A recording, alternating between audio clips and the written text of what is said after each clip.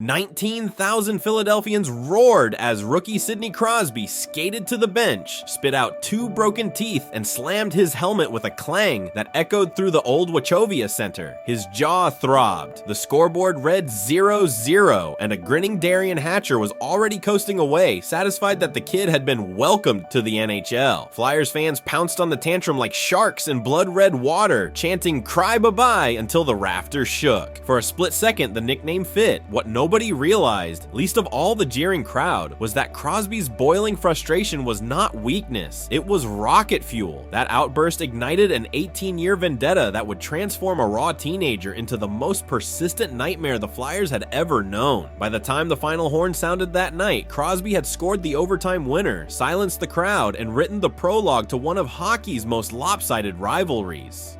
The early 2000s Penguins were a mess. Mario Lemieux's second comeback filled a few more seats, but the team still flirted with relocation to Kansas City or Houston, having twice trudged through bankruptcy court. Then the 2004-05 lockout wiped out an entire season and much of the league's casual fan base. Suddenly, Pittsburgh's NHL future depended not on TV deals or new arenas, but on a ping-pong ball and Gary Bettman's draft lottery drum. When the little black ball popped up, Pitt, an 18-year-old from Cole Harbor, Nova Scotia, became an instant savior. Crosby arrived at training camp carrying a city's mortgage on his back. In his first 19 games, he racked up 20 points. Impressive enough to keep skeptics at bay, but not yet enough to scare veterans who'd spent a decade dishing out rookie lessons. To them, Sid the Kid was just another phenom who needed to prove he could take punishment for 82 straight nights. November 16th, 2005 would be his baptism by fire. Returning from the lockout, the NHL promised a new game. Tag-up offsides, stricter obstruction calls, and a slightly expanded offensive zone designed to free skill players. Yet the ice was still policed by men who had made fortunes anchoring clutch and grab tactics. Rules can be rewritten overnight. Habits take years to die. Third-pair bruisers roamed the blue line with license to decapitate and, if necessary, intimidate the next superstar into silence. Crosby's debut season dropped him into this time warp. On the one hand, he was encouraged to weave end-to-end rushes and sell jerseys. On the other, he faced a nightly gauntlet of cross-checks to the kidneys, elbows to the chin, and slashes behind the play. Infractions that still slipped through 2005 officiating like water through a net. And if there was any city eager to test a prodigy's pain threshold, it was Philadelphia. Few embodied old-school menace better than Darian Hatcher, listed at 6 feet 5 inches and 225 pounds, but probably heavier by game time. He was Detroit's snarling backbone during their late 90s runs and captain of the Stars' 1999 Cup team. By 2005, he had lost a half step, but he hadn't misplaced an ounce of nastiness. Flyers coaches handed him a simple mission: remind Sidney Crosby that highlight reels come with hospital bills. Midway through the second period, Crosby picked up speed in the neutral zone, toe dragged around a forward, and tried to cut outside Hatcher. The veteran didn't so much pivot as pounce, driving shoulder, then forearm into Crosby's face, separating boy from puck with ruthless precision.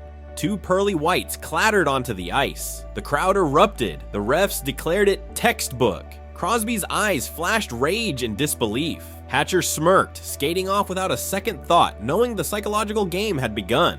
Bleeding from the gums, Crosby barked at the officials. Their arms stayed limp. Seconds later, Hatcher's stick rode up again, nicking Crosby's face without a whistle. The rookie yapped some more, and this time he got 2 minutes for unsportsmanlike conduct, a spicy garnish on his toothache. Philadelphia's faithful howled "Cry bye-bye" with renewed passion. TV cameras zoomed in as Crosby hurled his helmet, cursing at Hatcher, the refs, the entire state of Pennsylvania. To casual viewers, it looked like a meltdown. To Crosby's teammates, it was a warning sign. He was angry, and angry Crosby rarely left the rink without points. Back on the bench, he jammed gauze between his gums and plotted revenge the only way a scoring phenom knows: by making the red light dance. The Flyers kept leaning into their game plan: finish every hit, hack every wrist, chirp every stride. Yet the more they poked the bear, the sharper his claws grew. Crosby ripped a power play goal early in the third. Low blocker, no celebration, then feathered a saucer pass that became the tying marker with 3 minutes left. Each time the Flyers bench threw shade, he threw another dart at their net. By the end of regulation, it was 2-2, but Philly's swagger was wobbling. They'd bloodied Crosby and still couldn't shake him. Overtime opened with a nervous hush. 45 seconds in, a neutral zone turnover sprang Crosby on a clean breakaway. He took 2 quick glides, dropped a shoulder, and hoisted a backhand upstairs, off the bar and in. Game, set, vendetta. He didn't pump a fist. He stared straight into the sea of orange, lower lip still red, as if daring them to boo louder. The only sound was a stunned gasp, followed by Penguins radio man Mike Lang's immortal call, "Scratch my back with a hacksaw, Sidney Crosby just won it." That moment flipped the script. The Flyers thought they had baptized a rookie. Instead, they birthed their personal executioner.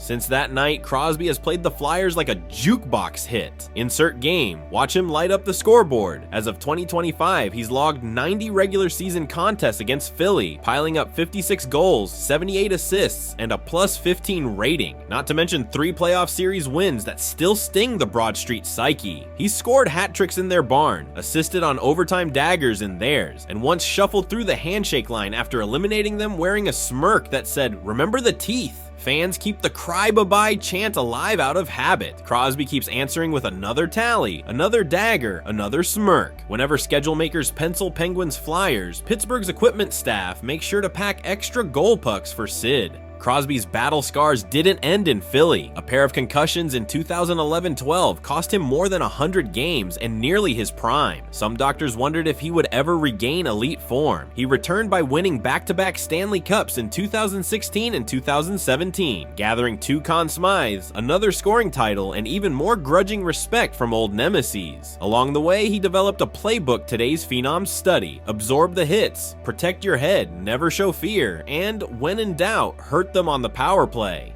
Connor Bedard, hockey's newest wonder kid, now gets slashed, cross-checked, and chirped nightly. Crosby's rookie tape may as well be required viewing. It proves that a superstar's greatest weapon isn't always a wicked wrister. Sometimes it's the refusal to be intimidated, the skill to make bullies pay on the scoreboard, and the patience to let a rivalry marinate until every matchup feels like pay-per-view.